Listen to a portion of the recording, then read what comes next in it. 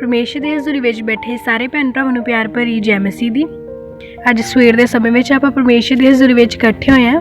ਆਓ ਅੱਜ ਦੇ ਦਿਨ ਦੀ ਕਿਰਪਾ ਦੇ ਲਈ ਪ੍ਰਭੂ ਜੀ ਦਾ ਧੰਨਵਾਦ ਕਰਦੇ ਹੋਏ ਪ੍ਰਾਰਥਨਾ ਕਰੀਏ।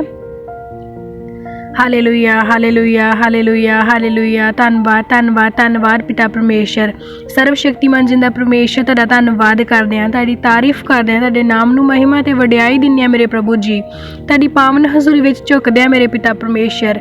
ਅੱਜ ਦੇ ਸੁੰਦਰ ਦਿਨ ਦੇ ਲਈ ਤੁਹਾਡਾ ਧੰਨਵਾਦ ਕਰਦੇ ਹਾਂ ਪਿਤਾ। ਰਾਤ ਭਰ ਤੁਸੀਂ ਸਾਨੂੰ ਸੰਭਾਲ ਕੇ ਰੱਖਿਆ ਮੇਰੇ ਪ੍ਰਭੂ ਜੀ, ਮਿੱਠੀ ਪਿਆਰੀ ਨੀਂਦ ਦਿੱਤੀ ਮੇਰੇ ਪਿਤਾ ਪਰਮੇਸ਼ਰ। ਪ੍ਰਭੂ ਤੁਹਾਡਾ ਧੰਨਵਾਦ ਕਰਦੇ ਹਾਂ ਪ੍ਰਭੂ ਜੀ। ਅਸੀਂ ਆਪਣੇ ਦਿਨ ਦੇ ਸਾਰੇ ਭਲਾਂ ਨੂੰ ਤੁਹਾਡੇ ਤਾਕਤਵਰ ਹੱਥ ਵਿੱਚ ਸੌਂਪ ਦਿੰਦੇ ਹਾਂ।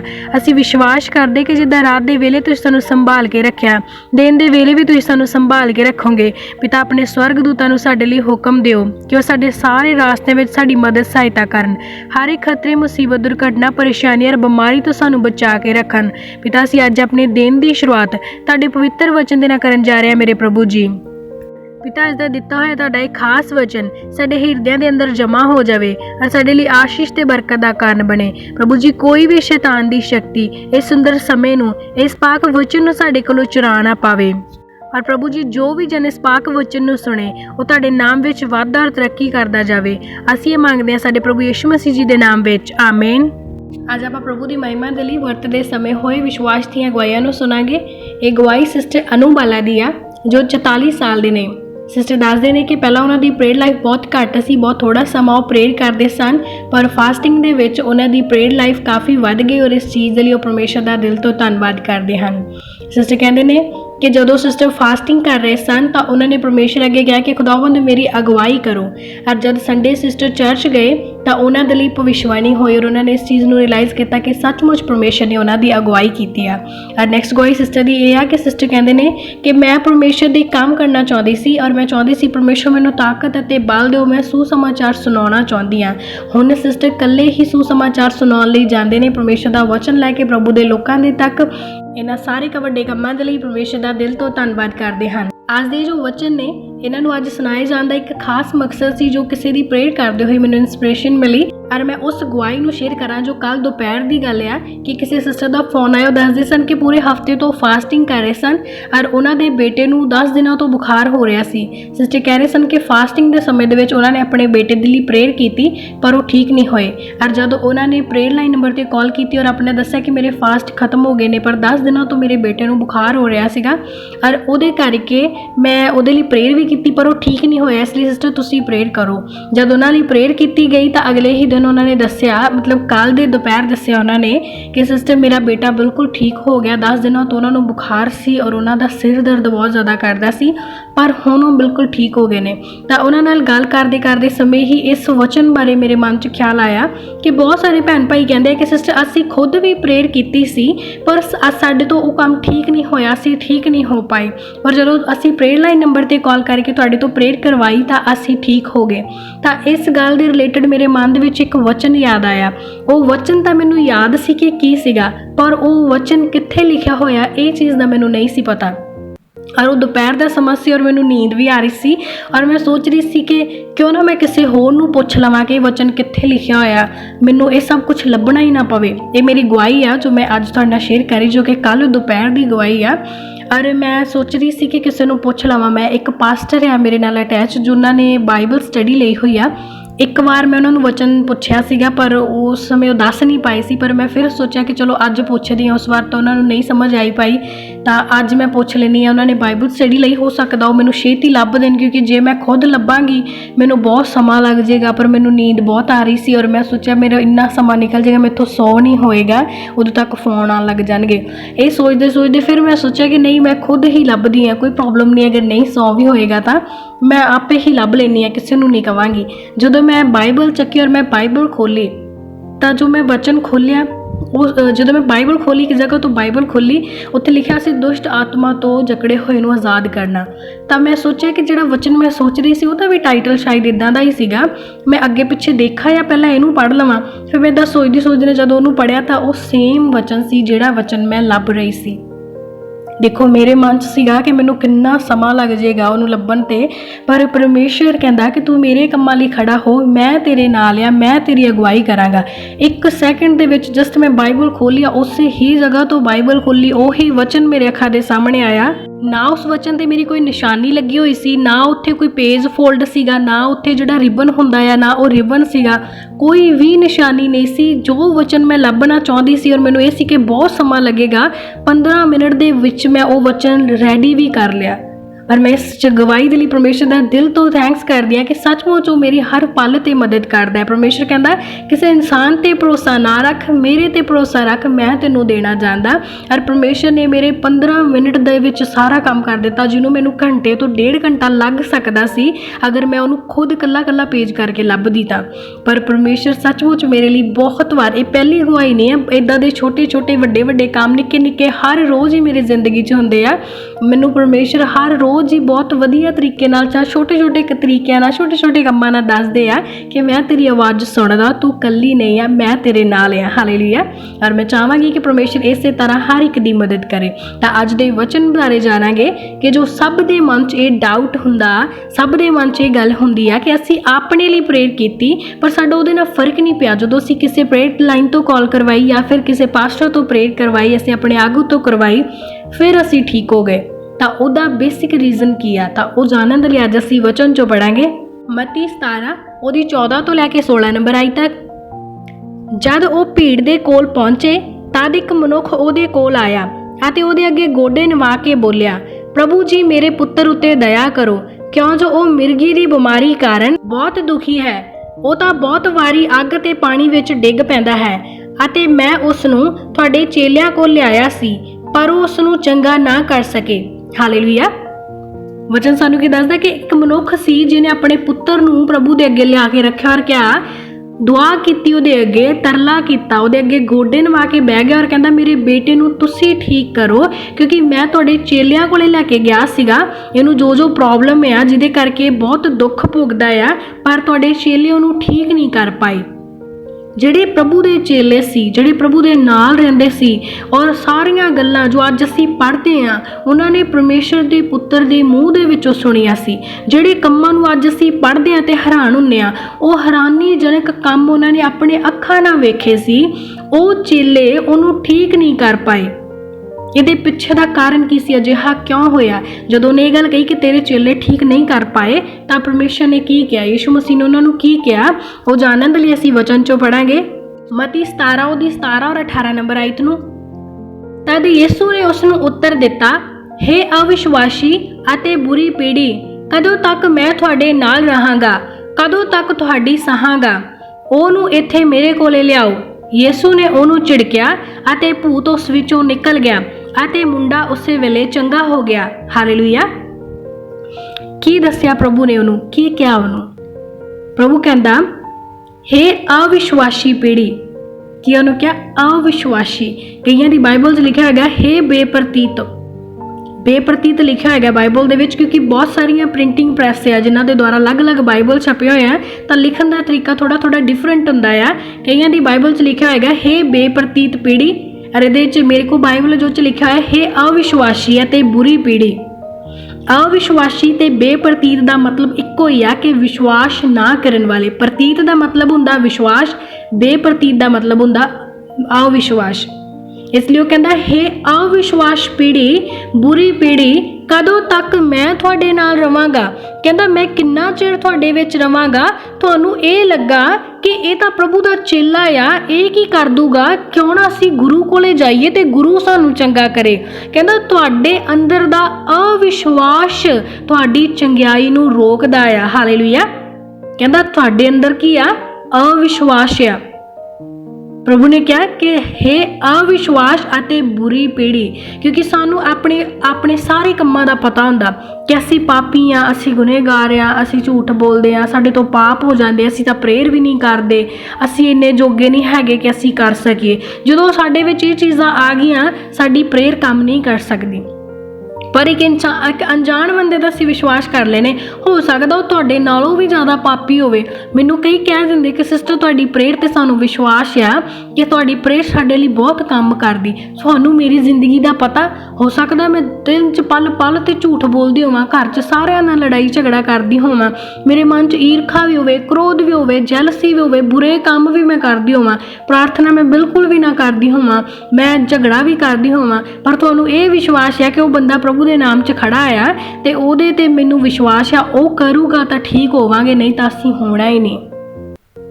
ਜਦੋਂ ਅਸੀਂ ਇਸ ਕਨਸੈਪਟ ਨੂੰ ਸੈੱਟ ਕਰ ਲੈਂਦੇ ਹਾਂ ਕਿ ਉਹ ਬੰਦਾ ਹੀ ਸਾਨੂੰ ਠੀਕ ਕਰ ਸਕਦਾ, ਤਾਂ ਸਾਡਾ ਕੰਮ ਕਦੇ ਨਹੀਂ ਹੋ ਸਕਦਾ। ਇਸ ਲਈ ਆਪਣੇ ਅੰਦਰ ਦੀ ਤਾਕਤ ਨੂੰ ਪਹਿਚਾਨੋ। ਜ਼ਰੂਰੀ ਨਹੀਂ ਆ ਕਿ ਜੋ ਅੱਜ ਪਰਮੇਸ਼ਰ ਦੇ ਵਚਨ ਦੱਸ ਰਿਹਾ ਉਹ ਪੂਰਾ ਖਰਾ ਹੀ ਆ। ਔਰ ਦੂਸਰੀ ਗੱਲ ਇਹ ਕਿ ਕਦੇ ਵੀ ਸਾਨੂੰ ਕੋਈ ਹੋਰ ਬੰਦਾ ਠੀਕ ਨਹੀਂ ਕਰਦਾ। ਜਦੋਂ ਕੋਈ ਵੀ ਸਾਡੇ ਲਈ ਪ੍ਰੇਅਰ ਕਰਦਾ ਤਾਂ ਉਹਦੇ ਵਿੱਚ ਜੋ ਸਾਨੂੰ ਚੰਗਾ ਕਰਦਾ ਉਹ ਸਾਡਾ ਵਿਸ਼ਵਾਸ ਹੈ, ਕਿਉਂਕਿ ਪ੍ਰਭੂ ਨੇ ਵੀ ਉਹਨੂੰ ਕੀ ਕਿਹਾ ਕਿ ਹੇ ਅਵਿਸ਼ਵਾਸੀ ਅਤੇ ਬੁਰੀ ਪੀੜ੍ਹੀ, ਕਿ ਤੁਸੀਂ ਬੁਰੇ ਆ ਇਸ ਗੱਲ ਦੇ ਵਿੱਚ ਕਿ ਤੁਹਾਡੇ ਅੰਦਰ ਅਵਿਸ਼ਵਾਸ ਆ। ਚਾਹੇ ਮੈਂ ਪ੍ਰੇਅਰ ਕਰਾਂ ਚਾਹੇ ਨਾ ਕਰਾਂ, ਚਾਹੇ ਮੈਨੂੰ ਪ੍ਰੇਅਰ ਵਚਨ ਖੋਲ੍ਹਣ ਦਾ ਸਮਾਂ ਵੀ ਨਾ ਮਿਲੇ, ਪਰ ਮੈਂ ਫਿਰ ਵੀ ਕਹਿੰਦੀ ਕਿ ਪਰਮੇਸ਼ਰ ਮੇਰੇ ਨਾਲ ਆ। ਮੈਨੂੰ ਕੌਨਫੀਡੈਂਸ ਹੈ ਇਸ ਗੱਲ ਦਾ, ਮੈਂ ਡਰਦੀ ਨਹੀਂ, ਮੈਂ ਘਬਰਾਉਂਦੀ ਨਹੀਂ, ਮੈਂ ਕਦੇ ਇਕੱਲਾ ਮਹਿਸੂਸ ਨਹੀਂ ਕਰਦੀ। ਭਾਵੇਂ ਮੈਨੂੰ ਸਿਖਾਉਣ ਵਾਲਾ, ਮੈਨੂੰ ਸਮਝਾਉਣ ਵਾਲਾ ਕੋਈ ਇਨਸਾਨ ਨਹੀਂ ਆ, ਪਰ ਮੈਨੂੰ ਪਤਾ ਕਿ ਮੈਨੂੰ ਗਿਆਨ ਬੁੱਧ ਸਮਝ ਦੇਣ ਵਾਲਾ ਮੇਰਾ ਪਰਮੇਸ਼ਰ ਆ। ਚਾਹੇ ਇਨਸਾਨ ਜੇ ਮੈਂ ਕਿਸੇ ਨੂੰ ਆਪਣੇ ਨਾਲ ਰੱਖਾਂ ਉਹ ਮੈਨੂੰ ਛੱਡ ਸਕਦਾ ਆ, ਉਹ ਇੱਕ ਪਲ ਤੇ ਮੈਨੂੰ ਧੋਖਾ ਦੇ ਸਕਦਾ, ਪਰ ਜਿਹੜਾ ਸਿਖਾਉਣ ਵਾਲਾ, ਜਿਹਨੇ ਮੈਨੂੰ ਚੁਣਿਆ, ਮੈਨੂੰ ਬਣਾਇਆ, ਮੈਨੂੰ ਰਚਿਆ ਆ, ਜਿਹਨੇ ਮੈਨੂੰ ਖਾਸ ਕਰਕੇ ਇਸ ਕੰਮ ਦੇ ਲਈ ਬਣਾਇਆ, ਉਹ ਮੈਨੂੰ ਇਕੱਲਾ ਨਹੀਂ ਛੱਡੇਗਾ। ਬੇਸ਼ੱਕ ਮੇਰੇ ਅੰਦਰ ਲੱਖ ਹੀ ਕਮੀਆਂ ਹੋਣ, ਪਰ ਕਹਿੰਦਾ ਪਰਮੇਸ਼ਰ ਉਹਨੂੰ ਨਹੀਂ ਚੁਣਦਾ ਜਿਹੜਾ ਯੋਗ ਆ, ਪਰਮੇਸ਼ਰ ਉਹਨੂੰ ਚੁਣਦਾ ਜਿਹੜਾ ਅਯੋਗ ਆ, ਕਿਉਂਕਿ ਉਹ ਯੋਗ ਆਪੇ ਬਣਾ ਲਵੇਗਾ। ਹਾਲੇਲੂਇਆ। ਇਸ ਲਈ ਤੁਸੀਂ ਇਹ ਨਾ ਦੇਖੋ ਕਿ ਅਸੀਂ ਅਯੋਗ ਆ, ਸਾਡੇ ਅੰਦਰ ਕਮੀਆਂ ਘਟੀਆਂ ਆ। ਪਰਮੇਸ਼ਰ ਤੁਹਾਨੂੰ ਅਗਰ ਚੰਗਿਆਂ ਭਲਿਆਂ ਨੂੰ ਹੀ ਚੁਣੇ, ਅਗਰ ਪਰਮੇਸ਼ਰ ਉਹਨਾਂ ਨੂੰ ਹੀ ਚੁਣੇ ਜਿਨ੍ਹਾਂ 'ਚ ਕੋਈ ਕਮੀ ਨਹੀਂ ਆ, ਤਾਂ ਫਿਰ ਪਰਮੇਸ਼ਰ ਦਾ ਕੀ ਕੰਮ? ਅਗਰ ਅਸੀਂ ਫਿਲਟਰ ਕਰਨ ਦੇ ਲਈ ਫਿਲਟਰ ਦੇ ਵਿੱਚ ਫਿਲਟਰ ਹੀ ਪਾਣੀ ਪਾਵਾਂਗੇ ਤਾਂ ਉਹ ਫਿਲਟਰ ਕਿਹਨੂੰ ਫਿਲਟਰ ਕਰੇਗਾ? ਅਸੀਂ ਫਿਲਟਰ ਕਰਨ ਦੇ ਲਈ ਉਸ RO ਦੀ ਜੋ ਮਸ਼ੀਨ ਹੁੰਦੀ ਆ ਉਹਦਾ ਅਸੀਂ ਕਨੈਕਸ਼ਨ ਖਾਰੇ ਪਾਣੀ ਨਾਲ ਕਰਦੇ ਆ ਨਾ, ਕਿ ਉਹ ਖਾਰਾ ਪਾਣੀ ਉਹਨੂੰ ਸ਼ੁੱਧ ਕਰਕੇ ਫਿਲਟਰ ਕਰਕੇ ਸਾਨੂੰ ਪ੍ਰੋਵਾਈਡ ਕਰੇ।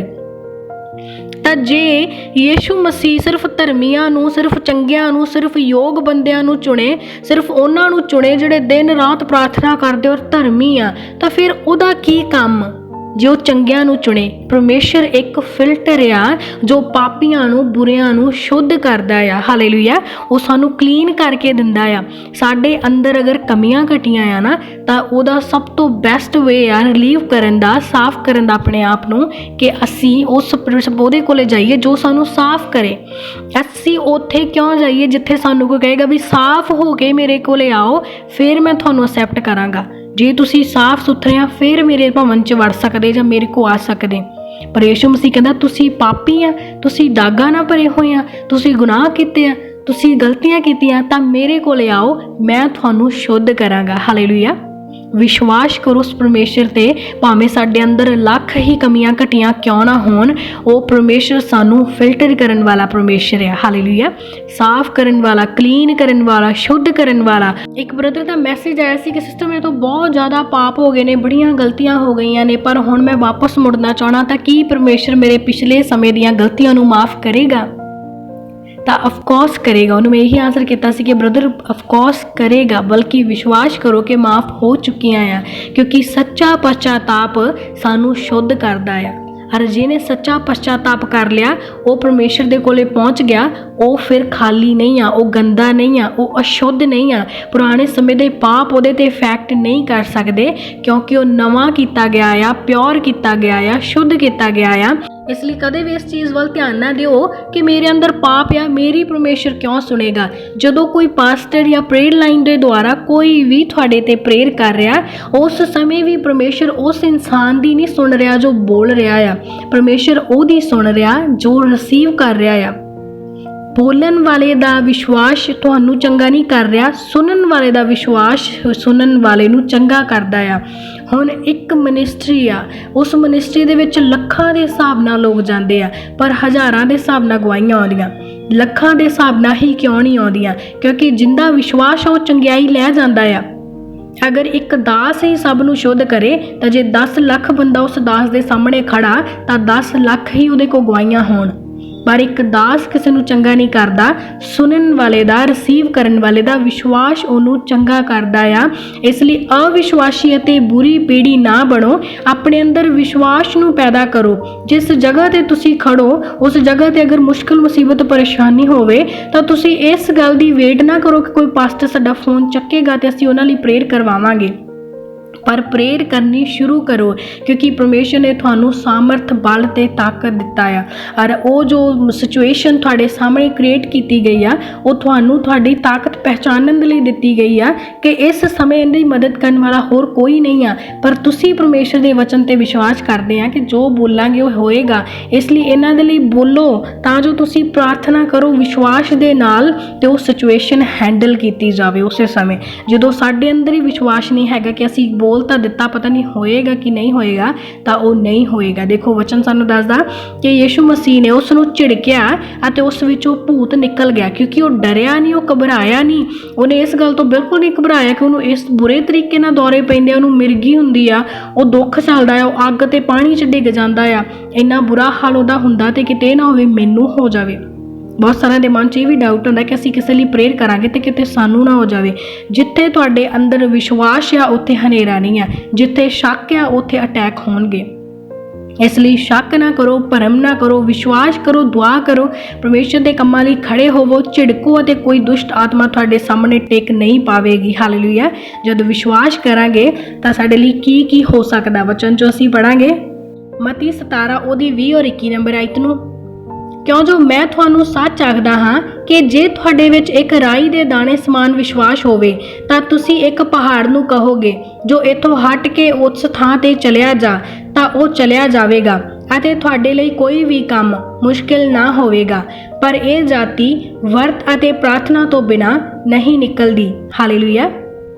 प्रभु का वचन सानू की कहता कि विश्वास की कर सकता, कहता एक राई दे दाने जिन्ना विश्वास पहाड़ नू भी उहदी जगह तो हटा सकता है।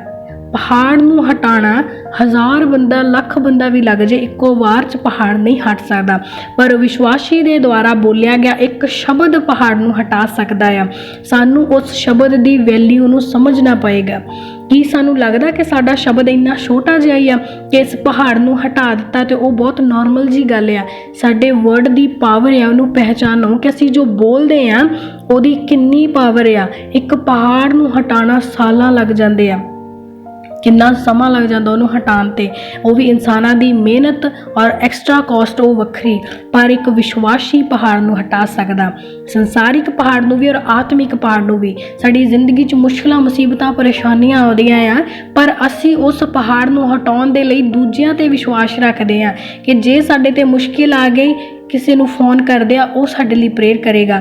जदों साडे ते चिंता आ गई, प्रॉब्लम आ गई, चाहे कितना भी सीरीयस मैटर आ, असी फोन ते फोन लगाई जावांगे 8 वार 10 वार भी कदे तां चक्केगा, पर असी उस 8-10 वार दे विच इह गल ते बिल्कुल विश्वास नहीं करांगे कि अगर उन्होंने नहीं चक्किया तो मैं खुद ही करदा आ, क्योंकि मेरा परिवार दा मैंबर आ, मैं अपने अंदर विश्वास करांगा तो यह हो जाएगा सारा काम। पर क्योंकि सानू साडे नालों वध के किसी होर ते विश्वास है, इस करके असी डिगदे हैं, इस करके साडा छुटकारा रुकिया होया आ। इसलिए अपने छुटकारे नू अपने आप रिसीव करो, अपने आप रिलीज़ करो, क्योंकि release fire in the name of Jesus Christ, क्योंकि वो फायर है जो वो तुहाडे बंधनां नू तोड़न वाली है। यीशु नाम दे विच फायर नू रिलीज़ करोगे तुहाडे बंधन टुटणगे, तुसी आज़ाद किते जाओगे। पर शर्त यह है कि हर एक गल नू विश्वास दे नाल बोलना, अविश्वास नू कड्डो। कहता तुहाडे ते कोई भी मुश्किल मुसीबत खड़ी ना रह पावेगी, तुसी वचन करोगे तो हट जाएगी। कहता ये जो जाति है ना, ये जो ढीठ जातियां होंदियां, दुष्ट आत्मा की जाति बहुत ढीठ हुंदी है।